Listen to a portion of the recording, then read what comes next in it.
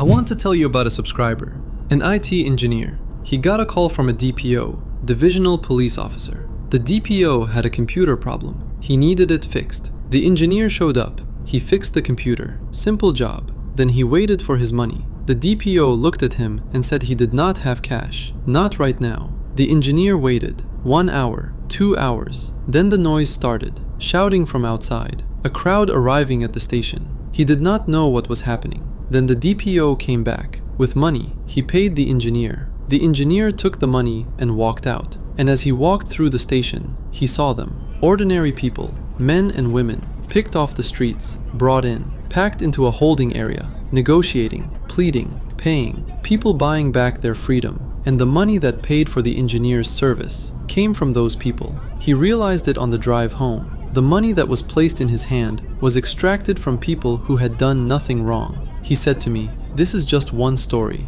There are more." He is right. There are many more. And today, we are going to follow that money all the way to the top. I am on the highway right now, driving through Germany. You can see the road, clean, open, no checkpoints. I crossed an international border an hour ago. Nobody stopped me. Nobody came to the window. Nobody asked who I am. Nobody asked for anything. Now I want you to hold that image, because the story I am about to tell you is about what happens when a police force was never designed to protect the people it polices. The truth is in the transactions. Follow the money. Let me tell you something almost nobody says directly. The Nigerian Police Force was not built to protect Nigerians. It was built to control them. That is not an opinion. That is architecture. 1861. The British arrive in Lagos. They need a tool. Something that can reach into every community, collect taxes, suppress resistance, protect trade routes, protect their interests, not yours. They called it the Lagos Constabulary, not a police force, a colonial enforcement unit. 1879, the Hausa Constabulary. 1896, the Niger Coast Constabulary. 1930, they merged everything, gave it a name, the Nigeria Police Force. Different name, same machine. And here is the question I want you to hold. When you build a machine for a specific purpose, and then you rename it, does the purpose change? Or does the purpose stay embedded in the design? The officer is not the machine. The officer is a gear inside it. Stay with me.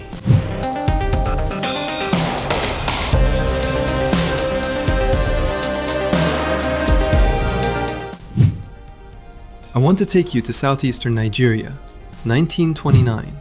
A rumor spread through Igbo and Ibibio communities. The British were going to tax women, tax their crops, tax their animals, their produce, their hands. Tens of thousands of women mobilized. They marched on colonial offices. They sang, they sat, they demanded to be heard. Among them was a woman named Ikanya, a trader, a mother, not a politician, not a general, a woman who understood that her survival was under attack. She helped organize her community. And what did the colonial police do? They opened fire. 53 women killed, documented in British colonial records. 53 women, 53 families, 53 mornings that began with resistance and ended in blood. Killed by a police force protecting colonial revenue, not protecting people, protecting a system. Now fast forward, 91 years, 2020, Lagos, Lekki toll gate, young Nigerians, peaceful, phones in the air, candles on the ground, calling for the end of SARS. The Lagos State Judicial Panel of Inquiry, a government-appointed body, documented evidence of live ammunition fired at protesters. 12 people killed, dozens injured. I am not drawing a moral comparison between these two events. I am drawing a structural one. 1929, people demanding rights, state force deployed. 2020, people demanding rights, state force deployed. 91 years apart, same response, same architecture, same message. You are not a citizen, you are a subject. Think about that. Now let me show you how the machine makes money. SARS, Special Anti-Robbery Squad, created in 1992. Plain clothes officers, no uniforms, no marked vehicles, almost unlimited arrest powers. The press release said, "Fighting violent crime." Between 2017 and 2020, Amnesty International documented at least 82 verified cases of torture, extrajudicial killing, and ill treatment by SARS officers. Who was SARS targeting? Not drug kingpins, not politicians collecting billions, young men with laptops, young men with dreadlocks, young men with tattoos, young men driving cars that looked expensive, young men who looked like they had money. I want you to follow that logic. Who is dangerous to a control system? Not the criminal. The criminal negotiates with the system. The criminal pays his dues. The criminal moves. What is dangerous is someone building wealth outside the system. Someone creating value that the system cannot tax. Someone the system cannot stop at a checkpoint and collect from. That person is the target. That person is the risk. Now come back to the engineer. What happened in that station was not about one corrupt DPO. What happened is what Human Rights Watch documented in 2010, what Amnesty International documented in 2016, what journalists at Premium Times and The Punch have reported for years. Insiders call it returns, revenue extracted during arrests and detentions, moving upward through the command structure, not staying with the officer on the road, moving up. The officer collects, the commander receives a portion, the structure above that commander receives a portion, the money moves up. The accountability moves nowhere. So when the DPO had no cash for the engineer, he did not reach into his own pocket. He reached into the system. And the system produced money the way it always produces money, by filling the holding cell, by picking people off the street, by turning ordinary Nigerians into a revenue line. The checkpoint is not broken. The checkpoint is the product. The cell is not for criminals. The cell is inventory. The bribe is not the business. The bribe is the receipt. Control generates extraction. Extraction generates revenue. Revenue sustains control. That is the machine. The same machine built in 1861.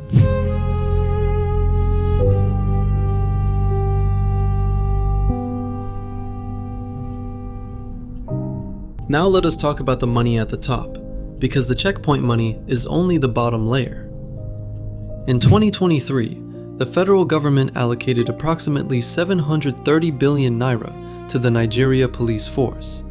730 billion naira. Let me translate that. That is enough to build thousands of classrooms across every state in Nigeria.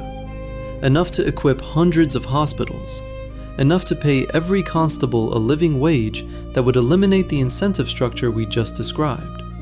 730 billion naira. And yet, an entry-level constable earns between 40,000 and 50,000 naira per month at current exchange rates. That is less than $30 a month. 1 month. Less than $30. So where is the 730 billion going? Let me show you.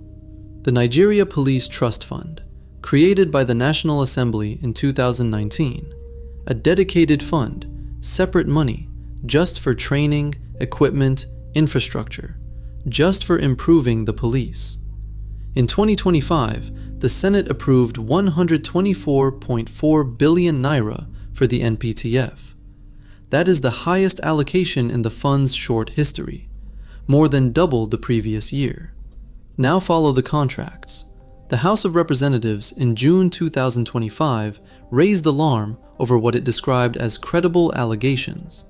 Over 50 billion naira allegedly paid to companies for the supply of arms, boots, gunboats, and forensic intelligence equipment. Equipment that was never delivered. The companies named in those allegations include PSGL Nigeria Limited, Solid Nigeria Limited, Toffee Ventures Limited, Rush Rights Limited, Value Exchange Limited, Radio Tactics Global Services. These are not household names. These are not established defense contractors. These are companies that, according to lawmakers, were unverified and unqualified, and they allegedly received 50 billion naira for equipment that never arrived. But wait, there is more. 2.9 billion naira was set aside for the Safe School Initiative. A contract was awarded to a company called Vigiscope Limited. According to the House of Representatives, Vigiscope lacked statutory certifications. including a mandatory NITDA certificate required for all ICT contracts. No certificate, but 2.9 billion naira, and more. The NPF Procurement Department allegedly awarded Crown Nature's Nigeria Limited a contract worth 6 billion naira, but they did not award it as one contract. They split it into 66 separate contracts. 66 contracts. For what? To circumvent the Public Procurement Act, which sets a threshold requiring federal approval for large contracts. By splitting one 6 billion naira contract into 66 smaller pieces, no single piece required the oversight that would have caught it. Now I want you to think, who designed that split? Who approved it? Who signed off on each of the 66 pieces? Someone sat down, counted carefully, made sure every single piece came in just below the threshold. That is not incompetence. That is expertise. And then there is the 2021 scandal. The Nigerian Police Trust Fund used 11 billion naira to buy police equipment, vehicles, bulletproof vests, helmets. When investigators examined what arrived, some vehicles were found to be refurbished, suspected used vehicles from conflict zones, Sudan, Libya. The bulletproof vests had protective shields on the front only. The helmets were too small. Officers in the field received substandard gear, while 11 billion naira moved somewhere else. And then came the story that tells you everything about this system. When ICPC began investigating the trust fund, what triggered the investigation was not a whistleblower from outside. It was infighting from inside. Management staff were allegedly fighting over the sharing formula. Some received between 3 million and 5 million naira as their portion. Others received 7 to 8 million naira. The ones who received less filed the petition that triggered the investigation.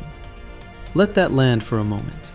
The investigation happened because the people sharing the money argued about how much each person got, not because the system failed, because the system worked, and someone felt their share was too small.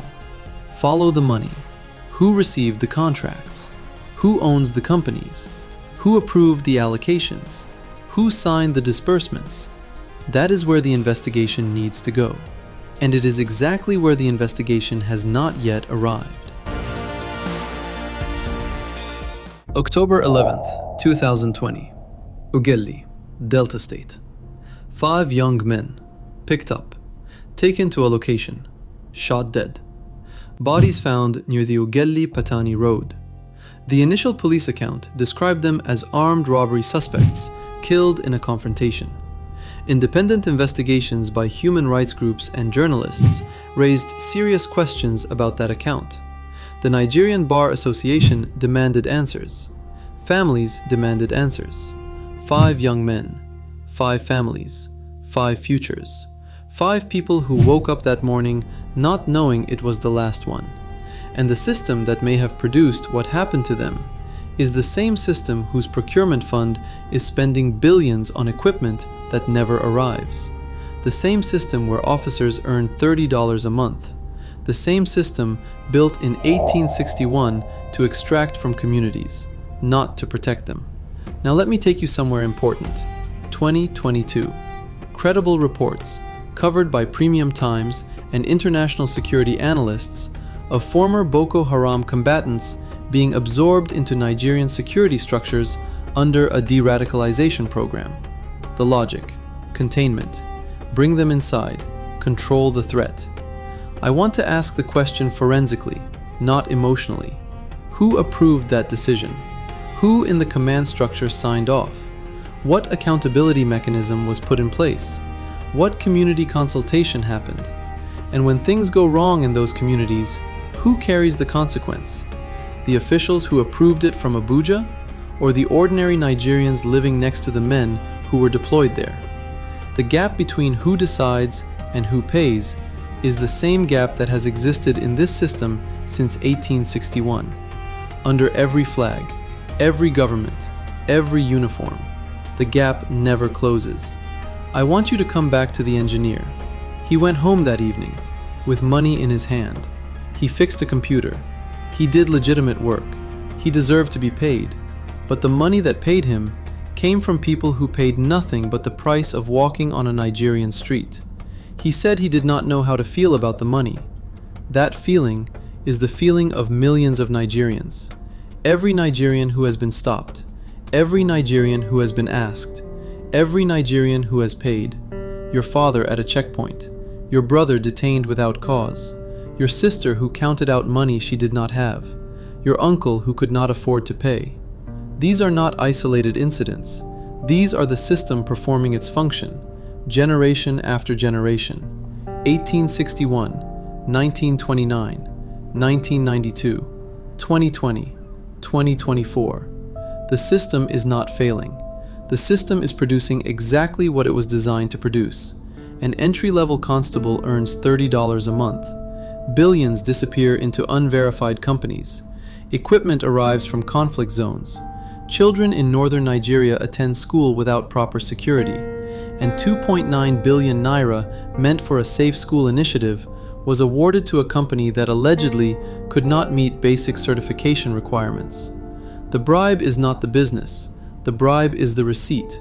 The checkpoint is not a security measure. The checkpoint is a collection point. And the 50 billion naira that allegedly went to companies with no verified capacity to deliver, that is the checkpoint at a different scale. Same logic, bigger numbers, more comfortable offices, but the same machine. You are not a citizen, you are a subject, and the machine has never been told otherwise. I am still on this German road. It is still empty, still clean, still quiet. I will reach my destination without a single stop, without a single question, without a single naira leaving my hand. And I keep thinking about what that engineer said. This is just one story. There are more.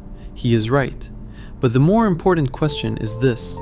All those stories, all those checkpoints, all those holding cells, all those missing contracts, all those unverified companies, all those billions, are they stories about corruption?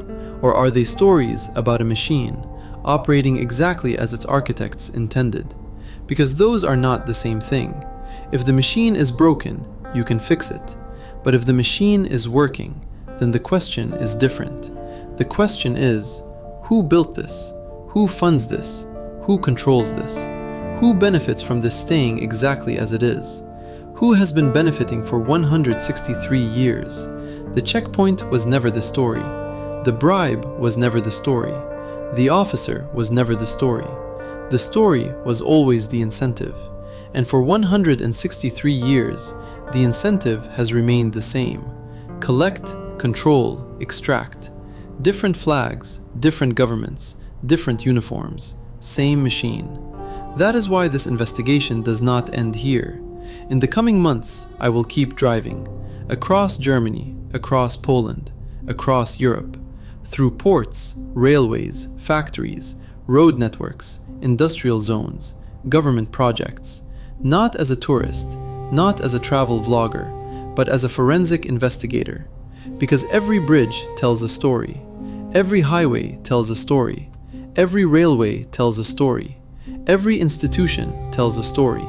Someone paid for it, someone built it, someone maintains it.